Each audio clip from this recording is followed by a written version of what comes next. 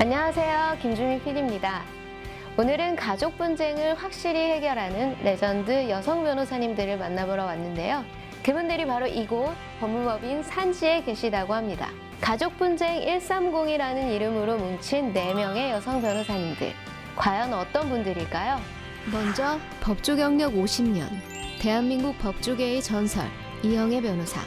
다툼을 잠재우는 분쟁 해결 파이터인 법조 경력 33년의 이은경 변호사.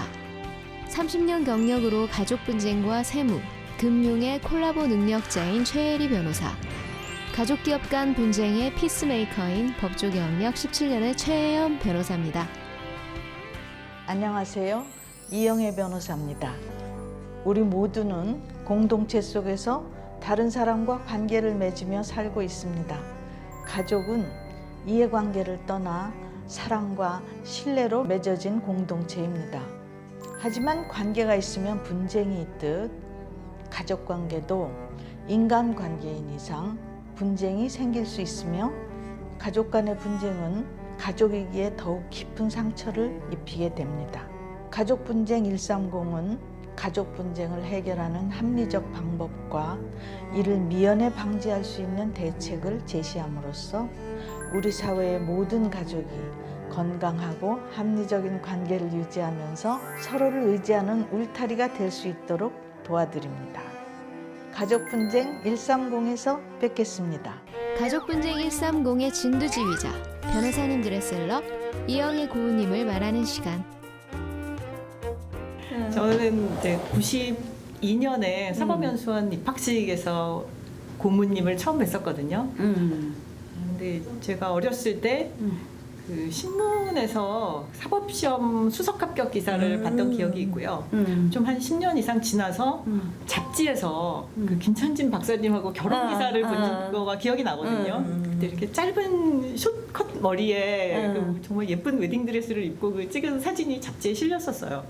그래서 이제 그렇게 어떻게 보면은 연예인처럼 언론을 통해서 접하던 분을 그 입학식에서 처음 뵀을 때 굉장히 신기한 느낌이 들었었고요. 특히 그 여연수생들이 한 18명 정도 됐는데 그 김찬진 박사님까지 항상 같이 이렇게 오셔서 좋은 말씀 해주시고 밥 사주시고 그랬던 기억이 나고요. 사법연수원 교수도 여성 최초였죠, 원장님이. 어떻게 보면은 개척자의 삶을 사신 거잖아요. 근데도 이렇게 사실 얼마나 힘드셨겠어요. 아무리 총명하셔도 남이 안 걸은 길을 가고 그 당시에는 여자는 소수고 남자들만 있는 그런 당시였는데 지금 봬도 이렇게 항상 당당하고 맞아요. 네, 그런 게 너무 멋지세요. 그리고 내색을 안 하셨죠. 뭐 제가 최혜리 변호사님과도 항상 그런 얘기 하지만 지금은 뭐 이런 지적이고 이런 걸 떠나서 건강 관리도 너무 잘하시잖아요. 꿋꿋하시고 항상 제가 그때 이랬거든요. 그래도 한 65세까지 일을 하려면 지금쯤은 뭐 이런 걸 해야 되지 않겠냐 이런 얘기를 했더니 고모님이 무슨 소리냐 70세 넘어서까지 일을 해야지 왜 65세까지만 일을 할 생각을 하냐 70은 청춘이다. 네. 저 그 말 듣고 너무 용기가 나고 역시 내가 생각한 대로 멋지신 분이다. 너무 멋지시고 나이하고 상관없이 진짜 그 총명하시면서도 또 이렇게 젊은 애들한테 전혀 뒤지지 않는 그런 감각도 있으시고 너무 좋아요. 네. 우리 그렇죠. 사실 이영애 고모님은 네. 뭐 사실 인터넷만 한번 쳐보면 누구나 알 수 있을 정도로 굉장히 유명한 분이시잖아요. 그러니까 여성이 사법고시 합격하는 것 자체가 너무 신기하던 시설에 수석하셨고 또 뭐 경기 서울법대 다 수석. 그리고 항상 최초라는 이름을 붙이고 다니셨거든요. 부장판사 1호, 또 고등부장 1호, 뭐 법원장 1호. 그러니까 스펙이 굉장히 크시고 화려하시고 뭐 하버드 총동창회장 등등 뭐 그러신데요. 저는 이영애 고모님의 이런 뭐 항상 가장 최고의 그런 엘리트 코스 이거의 이면에 있는 뭐라 그럴까 굉장히 인간적인 따뜻함 저는 그것 때문에 참 이 존경을 하는데 사실 원장님은 법에 대해서도 법이 무엇이냐 그러면 법은 사람들 사이에 갈등을 풀어주고 해결하는 것이다. 그러려면 우리 법조인들은 사람에 대해서 관심이 많아야 돼 이런 말씀을 하셨고요. 나는 그래서 궁극적으로는 철학 나아가서는 신학에 대해서도 관심이 많아. 이런 말씀을 하시면서 업무도 굉장히 출중하게 성실하게 수행을 하셨지만 굉장히 사람들을 많이 이렇게 살피셨어요. 특히 여성 법조인들은 거의 데모로 모시고 있죠. 데모로 모시고 있는데 이영애 원장님이 사주시는 밥을 안 얻어먹은 후배들이 뭐 없어. 한 번만 얻어먹었나? 뭐 뻔질나게 얻어먹었지? 맞아요. 저는 이제 원장님 에피소드를 좀 소개를 하면 원장님이 18대 국회의원 하셨잖아요. 네, 그렇죠. 근데 그때 제가 그래도 하도 밥을 많이 얻어먹어서 후원 계좌에 아주 한 약수하게나마 돌려드리려고 국회에 연락을 했다. 네. 그래서 후원 계좌 알려달라고. 네네. 근데 아예 후원 계좌를 안 만드셨다는 거예요. 그래가지고 후원금 실패를 했죠.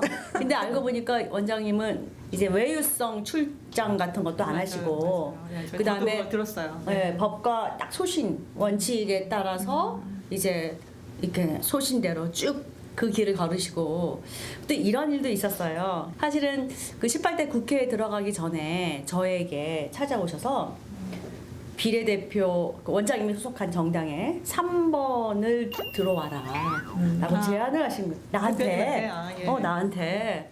그래서 그때 저는 이제 그때만 해도 정치에 대해서 생각을 깊게 안 했던 때인데다가 또 법무법인 산지를 또 운영해야 되니까 저한테는 매우 그러니까 너무나 엄청난 기회인데도 그때는 이제 좀 이렇게 망설여 선택을 하기가 어렵더라고요. 그래서 계속 저는 뭐 좀 아닌 것 같습니다라고 말씀을 드렸는데 3번이나 나중에는 저희 집 근처에도 한번 오셨어요. 김찬진 박사님이랑. 그래서 제가 나중에는 고모님 제가 사실은요 사무실 운영을 하려면 제가 없으면 사무실 문 닫아야 되고요. 지금 돈이 없어요, 돈. 막 이렇게 얘기를 했더니 원장님께서 그러면 내가 빌려줄게, 돈을. 한 몇 달치 빌려줄 테니까 그거 갖고 사무실 운영하라고 하고 나라라 열심히 일을 해 이러시는 거예요. 그래서 전 너무너무 놀란 거예요. 아니 세상에 국회의원 하려면 오히려 더 뭐 여러 가지 뭘 해야 된다는데 거꾸로 말씀을 하시니까 아니 이영애 고모님께서 정계 입문시킨 법조인들 아주 많아요. 그렇죠. 네, 유명한 분들, 이름만 대면 알만한 분들.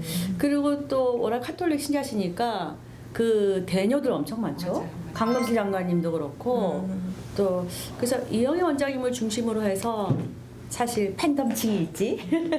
굉장히 존경하고 사랑하고.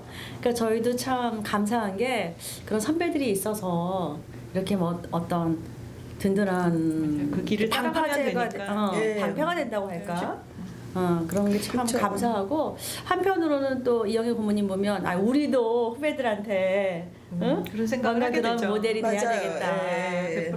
이렇게 내가 받은 것만큼 베풀어야겠다는 생각을 하게 좀 되죠. 받은 대로 받은 거에 한 반이라도 베풀어야겠다. 그런 생각을 하게 돼요. 진짜. 진짜 참 감사한 거죠. 저는 우리 가족분쟁 일상모에서 이영애 고모님을 모시고 이걸 시작할 수 있다는 것 자체 하나만이라도 정말 너무 감사한 것 같아요. 가족분쟁 130 구성원들은 어떤 분들인가요? 우리 후배 여자 변호사님들은요, 우리 이은경 대표님은 모르는 분이 없어요. 다들 그 여성 이제 그러니까 이영애 고모님이 또 하나의 그 롤모델이면 우리 이은경 맞아요, 대표는 맞아요. 다른 진짜. 거의 롤모델이에요. 근데 제가 이렇게 옆에서 보니까 못 쫓아가겠더라고. 롤모델이라는 게 어느 정도 좀 쫓아갈 수 있어야지 되는 건데. 아닌 것 같은데. 그런 의미에서 롤모델을 삼을 수 없다. 그래서 약간 롤모델을 하기에는 조금 먼 느낌이 들지만 그래도 쫓아가려고 노력을 하겠습니다. 아이고 고맙습니다. 저는 대표님을 개인적인 또 인연을 말씀드리자면요. 저는 대표님 95년이죠. 95년에 서울지방법원 근무할 때 같은 층 18층에서 근무를 하면서 뵙게 됐고요. 야 세월이 흘렀다는 생각이 드네요. 그렇죠. 근데 우리 일 많이 했잖아. 그치요. 죽도록 일하던 죽도록 생각도 일했죠. 나죠. 예. 우리 그 예전에 그쵸 증인신문 그때 막 밤 12시까지 하지 않았어? 18층에 있을 때 뭐 맨날 야근하고 재판 날은 10시 뭐 어떤 날은 정말 11시까지도 재판하고 밥도 그때는 밥을 먹을 수가 없거든요. 그럼 밥 안 먹고 재판해요? 그냥 그랬지. 말이 안 되지 이거는. 근데 그게 뭐 아주 드문 일도 아니고요. 뭐 한 달이면 한 번 정도는 그렇게 늦게까지 재판하고 했어요. 그때는 막 별 보고 출근해서 별 보고 퇴근한다 뭐 이런 말도 좀 있었죠 그때. 그리고 막 농담처럼 나 일하다 죽으면 저 법원 뒷동산에 묻어달라. 좀 너무 무섭죠. 근데 진짜 그런 얘기를 하곤 했어요. 그때만 해도 이제 그 판사들이 이렇게 같이 어울리곤 했었어요. 그래서 동층회 이래가서 동층회요? 네, 그래서 한 달에 한 번씩 식사하고. 술도 마시고 맞아, 우리 맞아. 에버랜드도 갔었어요. 맞아, 맞아요. 기억나죠? 네, 그래서 맞아요. 그렇게 어. 하면서 그때 이제 처음 뵙게 됐고 그때도 뭐 당차고 이렇게 적극적이셨는데요. 그 이후로도 이제 뭐 이렇게 간간히 인연이 이어졌고 또 인권위원회 인권위원회 그게 2017년 정도 됐죠. 그렇게 뵙게 됐고 지금 다시 또 한 3년 만에 그러니까 21년에 제가 산지에 합류하면서 이렇게 해서 또 대표님과 인연이 이어졌는데요. 이렇게 스스로 로펌을 세워서 이렇게 탄탄한 구조로 키워내신 거의 유일한 여성 중견 법조인 이렇게 얘기할 수 있는 거죠. 그냥 놀라운 거의 분이죠. 열심히 하겠습니다. 또 여변 회장 하면서도 되게 인상 깊게 활동하셔가지고 사실 그때 이제 많은 후배 여자 변호사님들이 이은경 대표를 다 알게 됐고요. 그렇겠네요. 그때도 이제 저는 어떤 생각이 들었냐면 저분은 어떻게 저렇게 에너지틱할까. 그래가지고 하여튼 그때만 해도 많이 닮고 싶었죠. 근데 지금은 좀 쫓아가기는 안 되는구나. 지금 이제 멀리서 지켜봐야겠구나. 뭐 이런 느낌. 옆에서 보니까 그 이제 멀리서 보면서 느꼈던 것보다 더 열정적이고 적극적이고 실행력, 결단력 실행력 장난 이런 게, 아니시죠. 결단력이랑 실행력이. 저는 뭐 사실 저희 동갑인데요. 존경합니다 제가. 네. 오늘 제가 일기 써야겠는데요. 아니 그리고 이제 제가 무슨 얘기를 해도 왜 사람에 따라서는 뭔가 보수적이고 부정적으로 바라볼 수도 있는 사람도 우리 이 대표님은 저는 그게 진짜 긍정적인 면을 먼저 캐치를 해서 딱 이렇게 하면 되겠다. 이렇게 하자. 이렇게 얘기하시는데 일단 그렇게 금방 답이 나온다는 게 이분이 이제 그동안 본인의 경험에서 그 나오는 내공이지 않습니까? 너무 저도 멋지세요. 그게 진짜 최고의 장점인 네. 것 같아요. 아 우리가 원팀이긴 하지만 다문화 칭찬을 아니 계셔서 논설파를 계셔서가 모르겠습니다. 아니라 진심. 지금 어떻게 진심 아니면 안 되지. 우리 거짓말하면 안 되죠. 아니 우리 최혜리 변호사님은 사실 여성 변호사의 진짜 프라이드였어요.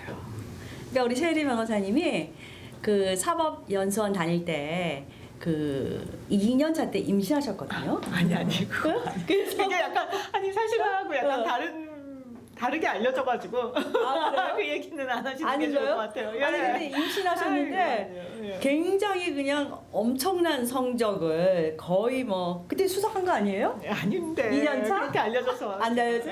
이게 그래서- 허위 경력이 괜히 나오는 게 아니에요. 그래요? 아니 그래도 중앙지방법원 초임을 가셨으니까 그러니까 중앙초임이 아무나 가는 게 사실은 아니죠. 사법연수원에서 10위 안에 든다는 것 자체도 그 어마어마한 거예요. 근데 이제 손가락 안에 드는 성적을 내면서도 또 그때 첫 아이를 네, 낳으신 거잖아요. 네. 하여튼 그래서 우리는 너무너무 자랑스러워가지고 최혜리 변호사님 얘기를 많이 했지. 그래서 최혜리 변호사님이랑 동충에 판사하면서도 아주 가깝게 지냈지만 또 국가인권위원 할 때 제가 이제 상임위원 하시고 저는 비상임위원 하고 그러면서도 그때 사실 의견을 같이 해서 같이 토론하고 막 이럴 네, 때도 참 많았어요. 맞아요. 그렇죠. 맞아요. 네. 그리고 우리 최혜리 변호사님이 아마 법무법인 바른의 아마 그 가족팀 그때 창단 네. 처음 하신 거죠? 그러니까 바른이 응. 그 이영애 고문님의 응. 부군하고 다른 변호사님들 세 분이 세운 회사잖아요. 네. 그렇게 합류하면서 저는 또 이제 고문님과의 인연이 계속됐고 박사님하고도 더 이렇게 더 이제 같이 업무를 같이 하게 되면서 더 그래서 이영애 예, 고문님하고 네, 인연도 저는 이제 최일희 변호사님이랑 그 같이 있었잖아요. 근데 이제 제가 볼 때는 그냥 생리적 법조인이야. 그냥 되게 사안을 냉정하고 객관적으로 보시면서도 또 한편은 의뢰인 입장에서 바라보는 시각도 있으시고 제가 많이 의지했죠. 모르는 거 맨날 가서 물어보고 되게 많이 배웠어요. 근데 되게 차분하시고 되게 객관적으로 파악하시는 능력이 탁월하세요. 그래요. 이게 보면 허언을 전혀 안 하는 사람. 맞아요. 가장이 없어. 그리고 말이 땅에 안 떨어지는 사람. 말이 법인 사람. 있잖아요. 사람이 그냥 말로 막 과장하고 왜곡하고 뭐 내가 이것도 할 수 있고 저것도 할 수 있고 했는데 보면 아무것도 없어. 열매가 없어. 그런 사람들이 있는데 우리 최혜리 변호사님은 정말 굉장히 신중하고 진중하면서도 의뢰인 편에서 사건을 정확하게 보기 때문에 객관적으로 일단 파악을 하시더라고요. 객관적으로 예. 파악하고 또 객관적인 조언을 해주셔가지고 사실은 너무나 신뢰가 가는 네. 그런 진짜 닮고 싶은 네. 너무나 되고 싶은 그런 변호사님이시죠. 아유. 그거 외에도 이렇게 저는 많이 의지를 했어요. 그러니까 그래서 나도 사실 최혜리 변호사님이 산지에 들어오신다고 했을 때 야호 막 진짜 야 얼마나 마음이 기쁘고 좋은지 아니 저런 분이 같이 일을 할 수 그러니까. 있다니 사실 우리 최혜연 변호사님 얘기를 하면 또 깜짝 놀랄 일이에요. 또 입지전적이죠. 입지전적 정말 이런 인물이 없어요. 우리 최혜연 변호사님은 사실 사법고시를 아이 육아하면서 같이 하신 거예요. 그러니까 어린이집 아이가 가는 시간 혹은 학원 가는 시간 이런 시간 틈틈이 공부를 해서 사법고시를 합격을 하고 또 연수원에 와서야 그때야 친정어머니께서 아이를 돌보기 시작하셨대요. 야 대단해. 아니 그다 서포트 받으면서 그죠, 24시간 맞아요. 할까. 공부만 하라고 맞아요. 해도 될까 말까 할 텐데 아이 키우고 다 학원 스케줄 짜고 다 하면서 그걸 해놨다는 게 야 그건 진짜 맞아요. 진짜 대단한 거라고 생각해요. 그 의지. 예. 그때랑 비교하면 어떠세요? 그때가 훨씬 힘들었는데 힘들었죠. 그때는 아무래도 그렇죠. 앞만 보고 이제 이거에 붙으면은 이제 뭐 새로운 세상이 펼쳐주겠다 이제 이런 희망이 있었던 거고 지금은 그러니까 별로예요? 지금도 펼쳐졌나요? 아니요 좋긴 좋은데 이 세상이 뭔지를 알아버렸어. 근데 내가 생각했던 그 세상은 아니더라고. 그치 만만치 않은 회사. 만만치 건 않고 아니죠. 내가 사실 공부할 때는 50 넘으면 편하게 변호사 일을 한다고 생각을 했는데 요즘에 우리 선배님들하고 하는 얘기가 그런 변호사는 없다. 할 거면 제대로 열심히 해야 되는 거고 그냥 편하게 하는 건 아닌 것 같아요. 우리 업무 자체가 그런 것 같아요. 맞아요. 예. 근데 그때 김현장에서 없던 가족 분쟁팀이 최혜연 변호사님 가실 때 생겼다면서요? 뭐 저 때문에 생긴 건 아니고요. 네. 그때 김현장도 약간 이런 가사 상속팀을 만들었어요. 그래가지고 우연찮게 그 팀에 들어가게 됐죠. 그래서 보험도 몇 년도예요? 그게 한 2014년, 14년 정도였을 것 같아요. 그래서 이제 그때 이제 가사 쪽 일을 많이 했죠. 그러면서 이제 지금 우리 산지 130 가족분쟁 130의 기초가 이제 그때 제 입장에서는 생긴 거고. 가족 분쟁 130은 무엇이 어떻게 다른가요? 사실 요새 사회에 가족 관련 분쟁 이슈가 굉장히 많고 복잡해졌어요. 그리고 이게 좀 심각하다고 저희 법조인들은 느낄 정도입니다. 근데 사실 이걸 법정에 가게 되면 이제 시간도 많이 걸리고 또 상처도 너무나 깊고 아니 일반 사건보다 훨씬 힘들거든요. 일반 사건들은 합리적으로 생각을 해서 이해득실 따져서 그냥 합의하면 돼요. 경우에 따라선. 근데 가족 간에 고륙 간에 이제 분쟁이 되면 이거는 끝도 없이 치달을 가능성이 매우 높고요. 사실 굉장히 피폐해지기 쉽죠. 그래서 그런 거를 계속 보고 있다가 야 이거 좀 어떻게 해결할 방법 없나? 이거 좀 잘 조정할 수 없나? 이런 생각도 한번 해보게 됐고 사실 외국 보면은 이제 영화나 드라마 같은 거 보면은 가족 간에 무슨 분쟁이 생기거나 아니면 상속 이슈가 딱 등장을 하면 이제 변호사가 딱 등장합니다. 그래서 변호사가 그 가족의 모든 역사와 함께 하면서 이 신뢰를 기반으로 해서 자녀들에게 어떻게 상속을 배분한다던가 형제 간의 어떤 갈등을 예방한다던가 또 부모 입장에서 이 자녀가 어느 정도까지 될 때까지는 좀 재산을 이렇게 매달 조금씩 주다가 어느 순간에 이렇게 했으면 좋겠다라는 등등 변호사가 하는 역할들이 되게 많아요. 외국은요. 근데 우리나라는 일단 그런 기반은 전혀 없고요. 그냥 법정 다툼인데 이 법정 다툼이 사실 굉장히 지리하고 아까 말씀드린 그런 깊은 상처가 있거든요. 그래서 저희가 가족분쟁 130을 이제 결성을 하면서 이렇게 앞으로 더 예상되는 앞으로 더 깊어지고 많아질 것으로 생각되는 이런 가족 분쟁 문제를 우리가 좀 체계적으로 생각을 해보자. 그리고 이 문제를 감정의 골이 깊어지지 않게 해결하는 방법도 좀 우리가 연구를 해보자 이런 생각에서 결성을 하게 됐어요. 근데 저는 가족 간에 민사 분쟁만 있으면 그나마 나은 것 같아요. 근데 요즘에는 민사에서 안 끝나고 형사를 같이 하더라고요. 그럼 사실 진짜 원수 되는 건데.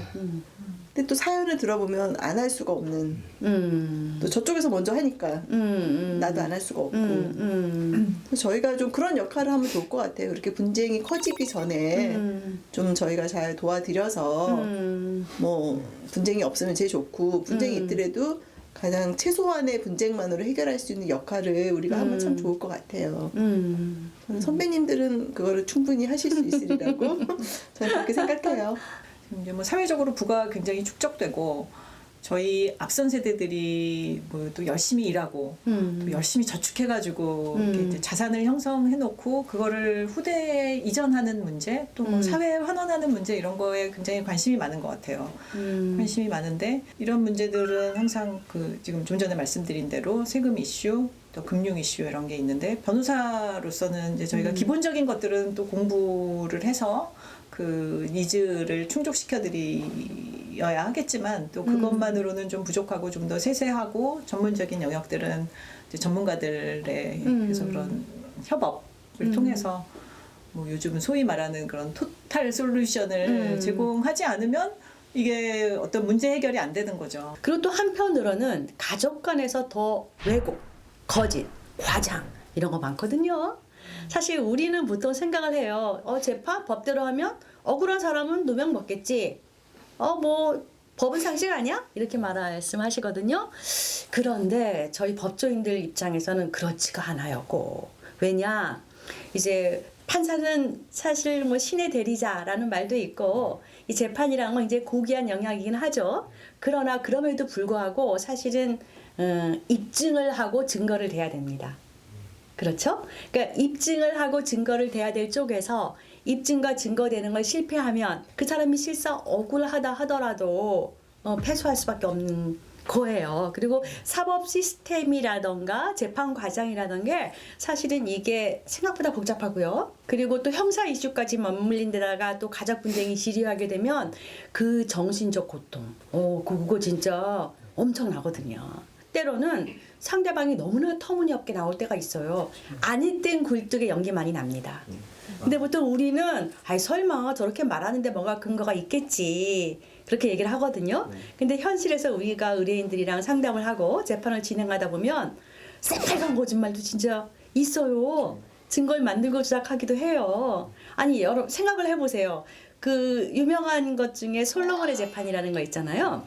솔로몬의 재판에서는 두 여자가 와서 내 애라고 막 난리를 치니까 솔로몬 왕이 그럼 반 잘라 가죠. 그러니까 진짜 엄마는 그러면 저쪽에 맞아요 주세요 이러고 생모가 아닌 쪽은 반 잘라 가지십시다 그래갖고 이제 현명한 재판을 했다는 거잖아요. 그래요. 내 애가 아닌데도 내 애라고 새빨간 거짓말을 하잖아요. 그러니까 우리가 재판을 하다 보면 피해자, 가해자가 뒤바뀌고 아니 때 굴뚝에 연기 나고 그 과정에서 속은 새까맣게 타들어가고 재판은 지리하게 오래가고 이 인생은 언제 이 어두운 터널을 지나갈지 모르겠고 뭐 이런 거거든요. 근데 그런 게 특히 다른 뭐 민사 이슈, 뭐 회사법 이슈, 뭐 금융 이슈 여러 분야 있지만 특히 이 가족 분쟁 이슈에서는 그게 이게 장난이 아닌 거예요. 너무나 힘든 거예요. 그래서 아까 제가 모두에 그러면 이거를 좀 그렇게 신뢰를 기반으로 모든 걸 법정에만 가져가지 말고 좀 사적 자치에 의해서 변호사들을 좀 신뢰를 해주고 좀 하는 사실 외국에는요 영국 같은 나라도 그렇고 유럽도 그렇고 몇백 년씩 이어주는 로펌들이 있습니다. 그 왜 로펌이 몇백 년씩 가냐 하면요 할아버지가 그 로펌에 맡겨. 그럼 그 할아버지 자손들을 변호사들이 쭉 관리를 해줘야 돼. 그럼 그 자손의 자손 문제. 그러니까 로펌의 대를 이어가면서 한 가문을 돌봐주기도 하고 하면서 어떤 막 복잡한 분쟁 이슈를 안 만드는 거거든요. 사실 저는 그렇게 생각해요. 변호사가 사실은 사건을 자꾸 파생시키고 사건을 또 만들고 이러는 것은 바람직하진 않거든요. 사실은 본인에게 가장 좋은 해결책을 주고 어쨌든 터널을 뚫고 나오게 만들어주는 게 역할이거든요. 그래서 그런 의미에서 저희가 사실 각자 인생의 경험도 있고 사실 우리 가족분쟁 팀이 나름대로 뭐 이영애 고모님을 비롯해서 저희 네 사람이 다 또 인생의 어려운 일들도 직접적으로나 혹은 간접적으로나 이렇게 쓴맛 단맛을 보고 특히 의뢰인들의 고통을 많이 지켜본 거죠. 그래서 그런 경험을 토대로 이 가족분쟁 센터를 우리가 잘 활성화해서 어떻게 보면 우리나라에서는 좀 없는 모델이지만 그래도 한번 시도를 해보자. 그리고 또 한편으로는 정말 굉장히 치열하게 싸워야 될 때 있어요. 왜냐하면 터무니없이 그냥 아까 말했듯이 억울하게 만드는 경우 있거든요. 그리고 기가 막혀서 말이 안 나오는 경우 있습니다. 그렇게 몰리는 사람들이 있어요. 그런 사람들이 정말 악소리도 못하고 그냥 말도 못하고 그냥 후들후들 떨고 있을 때는 사실 우리가 또 용감하게 칼을 뽑아 들고 적진을 향해서 싸워서 물리쳐서 이겨줘야죠. 그렇게 해줘야죠. 그래서 저희는 이제 그런 생각을 가지고 가족분쟁 130을 만들었어요. 우리 이영애 고모님은 존경이라는 단어를, 또 최혜리 변호사님에게는 우정을, 최혜원 변호사님에게는 사랑을, 존경과 우정과 사랑으로 가족분쟁 130과 함께 남은 평생 쭉 같이 하고 싶어요. 이영애 고모님은 언행일치의 표본, 이은경 대표님은 열정의 화신, 최혜원 변호사님은 성실과 책임감의 아이콘이라고 말씀드리고 싶습니다. 이영애 고모님의 개척정신, 이은경 대표님의 추진력, 최혜리 변호사님의 냉철함, 가족분쟁 130 화이팅입니다. 진짜 해결사들이 힘을 합쳐 만든 가족분쟁 130. 꾸밈 없고 진솔한 이야기들로 오늘 우리 마음을 다시 한번 사로잡았습니다. 하이로펌에서 만나본 법무법인 산지. 아쉽게도 오늘 막을 내리는데요. 그동안 만나본 산지 변호사님들 한 분 한 분의 남다른 열정과 특별한 신념을 오래도록 기억해 주시면 좋겠습니다. 그동안 시청해 주셔서 감사합니다.